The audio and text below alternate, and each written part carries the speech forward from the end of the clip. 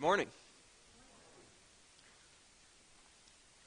I want to thank everybody here for letting me come, letting me talk to you about God's Word, and for allowing me to come and be a part of your family and to get to know you guys. I've had the privilege of visiting around and seeing you guys throughout the week.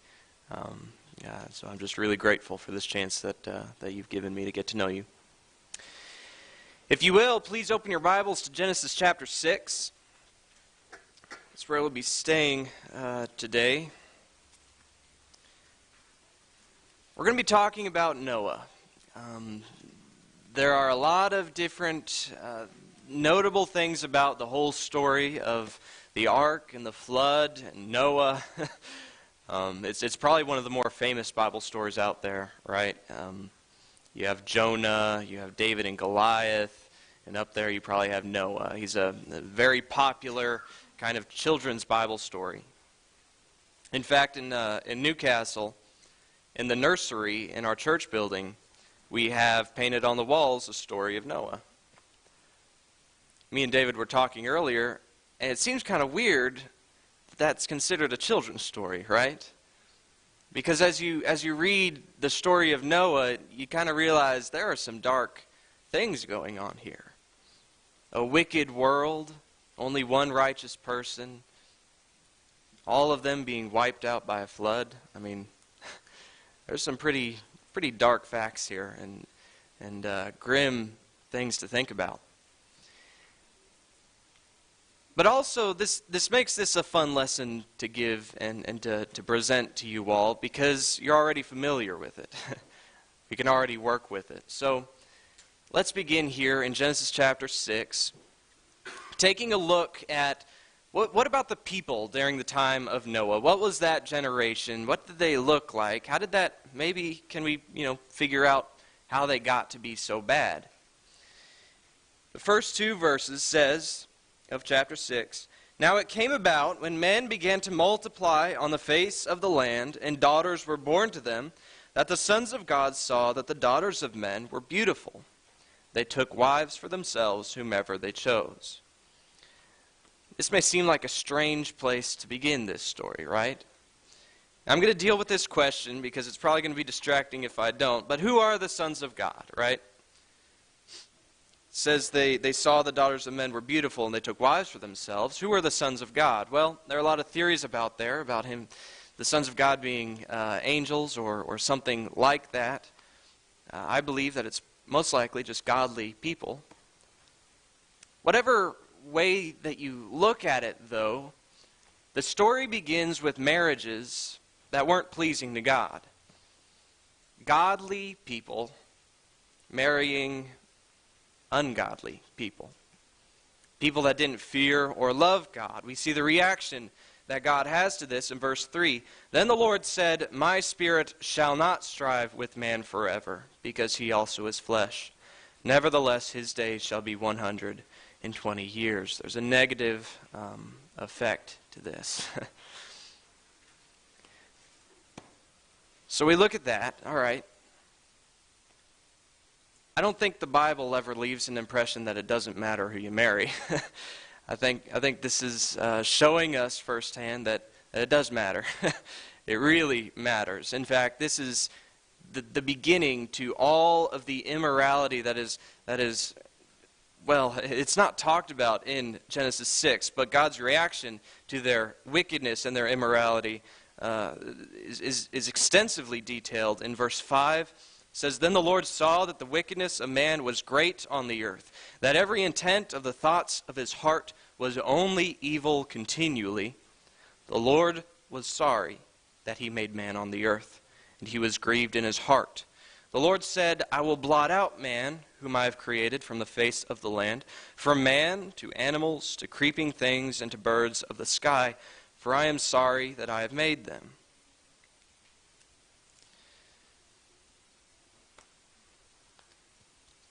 All of that, the fact that man's heart was on evil continually, it was started by these marriages. If you go to Romans chapter 1, Romans lays down in the last portion of chapter 1 this progression, this kind of cycle that people go through when they turn away from God. It mentions in verse 21, as kind of this first step, at least in Romans, even though they knew God, they did not honor him as God or give thanks, but they became futile in their speculations. Their foolish heart was darkened. So that's the first thing. They refuse to honor God. And then in verse 23, they exchanged the glory of the incorruptible God for an image in the form of corruptible man, and of birds, and of four-footed animals, and crawling creatures. All right. Then they turned to idols. Second step. And then, verse 24, therefore God gave them over in the lusts of their hearts to impurity, so that their bodies would be dishonored among them. And then, as it goes on, it continues to detail the sexual immorality and compromises made among specifically marriage. So, I think if we apply Romans 1, I think we can kind of see that even before they married people that didn't fear or love God, they were making compromises. I think that's what we can see here. Don't let that be you.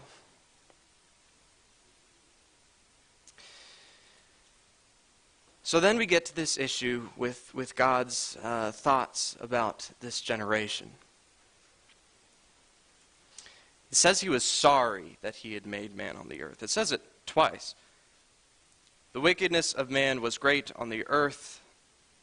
Every intent of the thoughts of his heart was only evil continually. In verse 6, the Lord was sorry that he made man on the earth. Then he says it in verse 7, I am sorry that I have made them.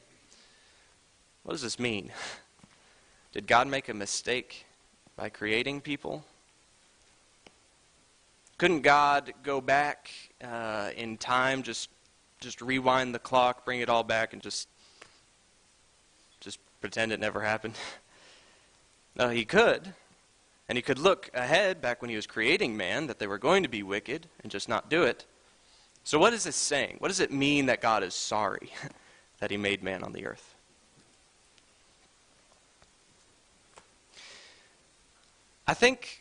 I don't know if this is a great illustration or not, but on Facebook I see somebody post something.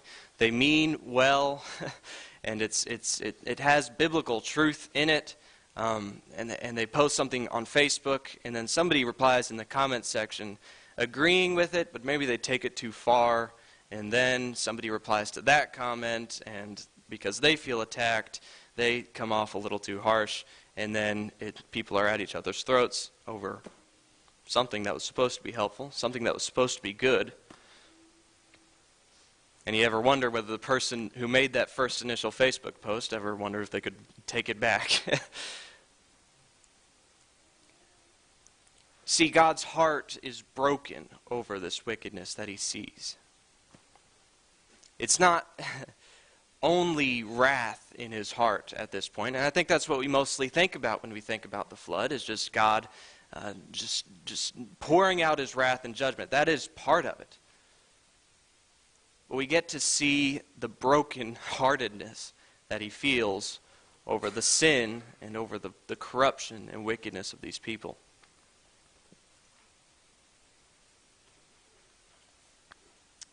But this is where the story takes a turn. In verse 8, it says, But Noah found favor in the eyes of the Lord. But Noah found favor in the eyes of the Lord. So the story goes on. God, what's said about Noah in verse 9, these are the records of the generations of Noah. Noah was a righteous man, blameless in his time. Noah walked with God. That's how he's described. Noah was blameless in his time, and he walked with God. And then God commands Noah to build the ark, build it out of gopher wood. He wants it this long, this wide, this tall. God tells him to cover it inside and out with pitch. And what does Noah do? There are these statements of obedience that I want us to acknowledge here. In verse 22, after the instructions for the ark, it says, "Thus Noah did. According to all that God had commanded him, so he did." Then God tells Noah about the animals and about what all is going to happen to gather food in chapter 7. And then in verse 5 of chapter 7, it says, "Noah did, according to all that the Lord had commanded him." There are other statements like this that also reference Noah's obedience. In verse 8 and 9, as we've seen,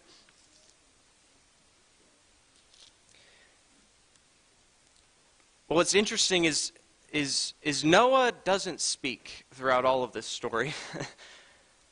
Noah doesn't say a word. All we get from Noah is that he did it.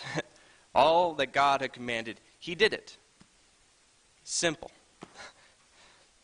The only time Noah speaks is at the very, very end, and it's not anything special. They're curses to his sons and blessing.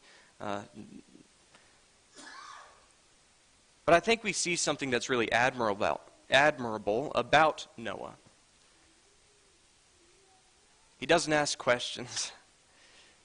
He doesn't dilly-dally, but he does as God commands. Remember, there's an old Western that I watched. I can't really remember it now. It's called True Grit. You may be familiar with it, but that was the main character was this tough cowboy. He didn't mince words. He didn't beat around the bush. He was just a rough and tumble kind of guy. He got it done. That's the kind of faith that I think I see in Noah. Is he gets it done. He is faithful and he does as the Lord commands him.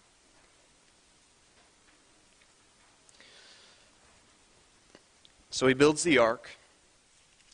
And then we get the story of the flood, and it starts happening in verse 10. After 7 days, the water of the flood came upon the earth. And in the 600th year of Noah's life, in the 2nd month, on the 17th day of the month, on the same day, all the fountains of the great deep burst open, and the floodgates of the sky were opened.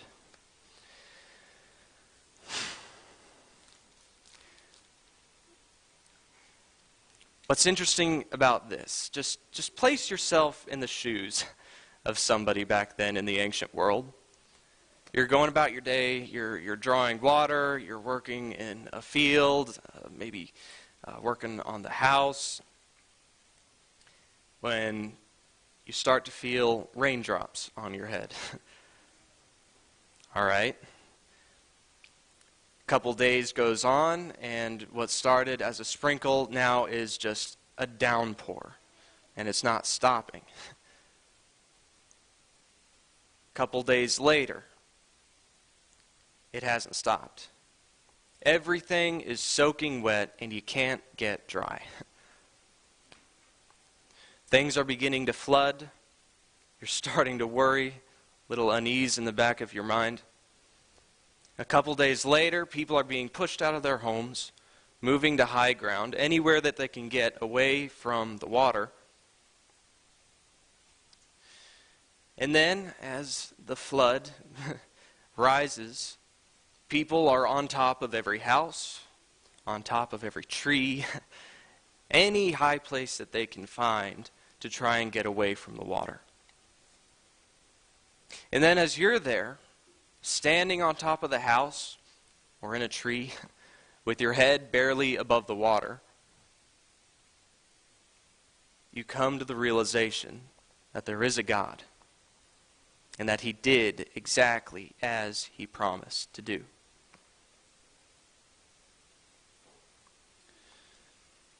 See, Noah would have looked like a crazy guy when he was building the ark. This huge wooden structure. He's covering it with pitch, and he's saying that there's going to be this water's going to come over all the earth. Who knows where it's going to come from? he would have looked insane to others. And we're told that he was a preacher of righteousness. We're told that in 2 Peter chapter 2, verse 5. He was a herald of righteousness. So, who knows whether he preached it vocally? Certainly by his actions, he preached righteousness and faith in God. So I think the application is our own obedience and our faith doesn't hinge on it always making sense. God does provide us with the tools to make sense of a lot of what he says. But in the end, it may not make perfect sense to us. One day it will. We have to have faith like Noah.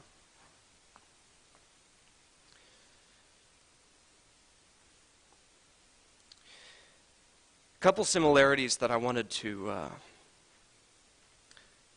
point out between Noah and the Messiah, Jesus.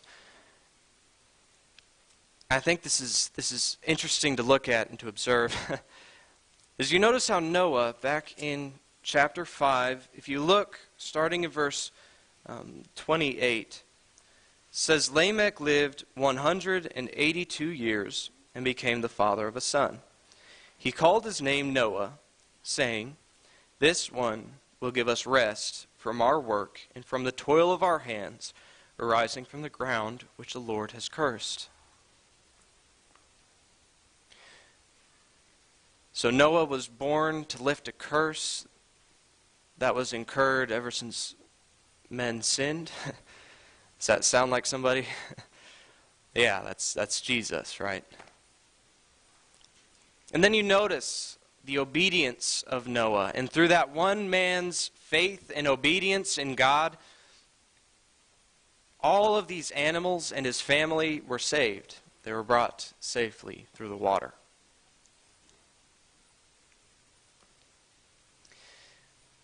Sound like Jesus? Notice the animals. What type of animals were saved? Where were they from?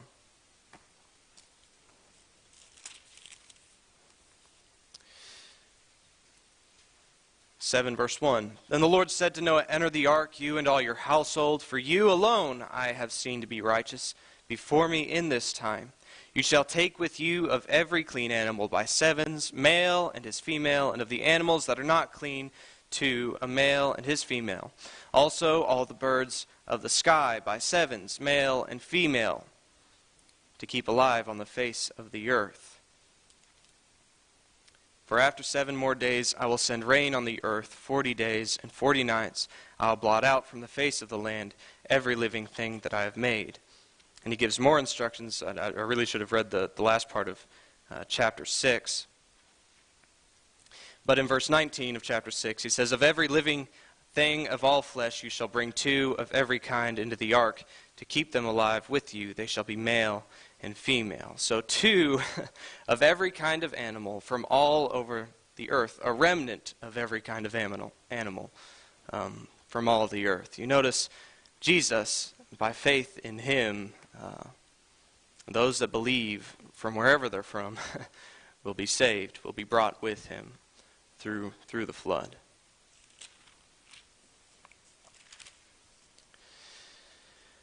So then the flood subsides after a little while. And then God, it says God remembered Noah in chapter 8, verse 1, and all the beasts and the cattle that were with him in the ark. And Noah sent out a raven first. It says in verse 7, it flew here and there until the water was dried up from the earth. And then in verse 8, then he sent out a dove from him to see if the water was abated from the face of the land. Some say that a dove wouldn't be able to fly as far as maybe a raven could, and so Noah wanted to see, whether the dove would find land that was nearby, and then or not. But then it says, The dove found no resting place for the sole of her foot, so she returned to him into the ark, for the water was on the surface of the land. Then he put out his hand and took her and brought her into the ark to himself. So he waited yet another 7 days, and again he sent out the dove from the ark. And the dove came to him toward evening. Behold, in her beak was a freshly picked olive leaf. And so Noah knew that the water was abated from the earth. Do you remember in Luke 3 what form the Holy Spirit took when Jesus was baptized? Yeah, it was a dove, the sign of salvation to the people around him. That this is Jesus, the one who will bring you safely through the water.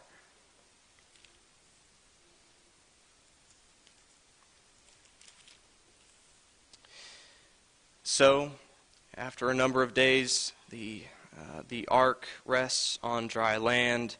Noah and his family come out, and God makes a covenant with Noah and the people, the descendants of Noah. Noah built an altar to the Lord in chapter 8, verse 20, and took of every clean animal and of every clean bird and offered burnt offerings on the altar. The Lord smelled the soothing aroma, and the Lord said to himself, I will never again curse the ground on account of man. For the intent of man's heart is evil from his youth, and I will never again destroy every living thing as I have done. While the earth remains, seed time and harvest, and cold and heat, and summer and winter, and day and night shall not cease. You see Noah fulfilling the name that he was given in these verses. Then he makes another blessing in chapter 9, verse 1. God blessed Noah and his sons, said to them, be fruitful and multiply, and fill the earth. The fear of you and the terror of you will be on every beast of the earth, on every bird of the sky, with everything that creeps on the ground, and all the fish of the sea. Into your hand they are given. Every moving thing that is alive shall be food for you. I will give all to you, as I gave the green plant. Only you shall not eat flesh with its life, that is its blood. Surely I will require your lifeblood. From every beast I will require it, and from every man's brother I will require the life of man. Whoever sheds man's blood, for man his blood shall be shed, for in the image of God he made man. As for you, be fruitful and multiply, populate the earth abundantly, and multiply in it. God here is kind of setting the stage for the need for a Messiah. He says, surely I will require your lifeblood. From every beast I will require it, from every man. Blood will be required. That's a very symbolic message there given to us.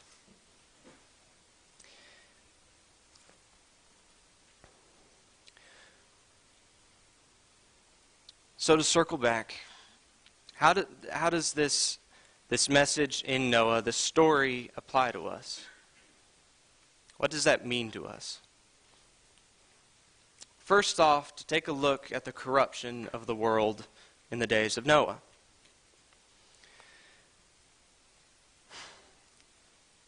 In the U.S. in 2019, the reported number of violent crimes for that year was 1.2 million.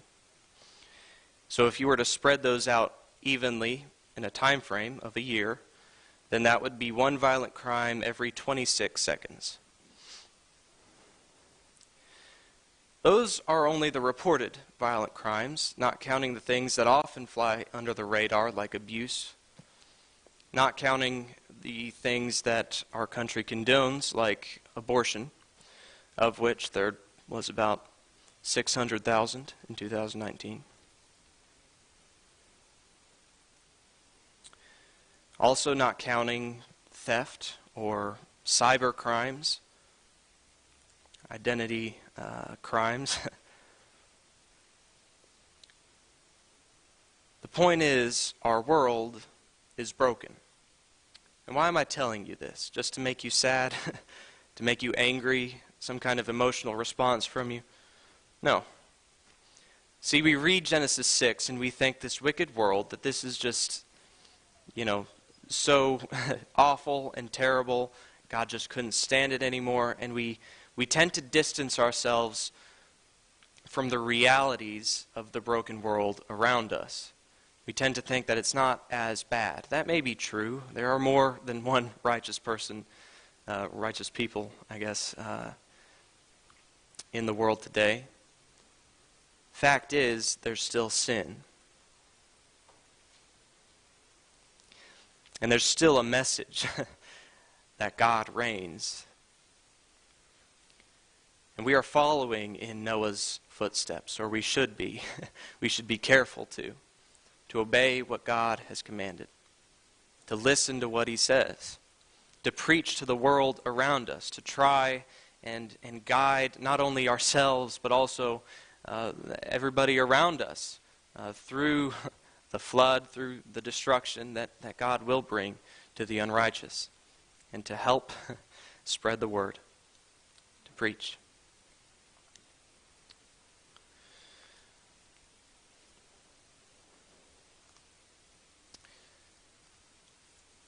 So if it is your will